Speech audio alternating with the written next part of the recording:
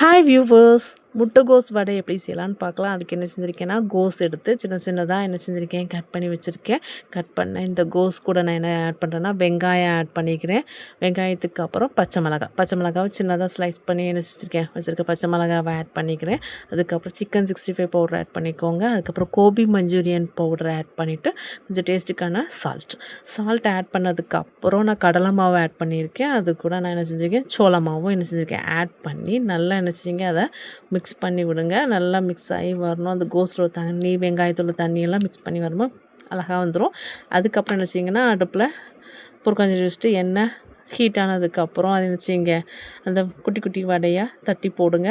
போட்டு 2 பக்கமும் திருப்பி பார்த்தீங்க அப்படின்னு சொன்னால் சூப்பராக கோல்டன் கலரில் வரணும். கோல்டன் கலரில் வந்ததுக்கப்புறம் என்ன செஞ்சுக்கோங்க, அப்படியே வந்து எடுத்து பார்த்தீங்கன்னா டேஸ்டியான முட்டைகோஸ் வடை ரெடி.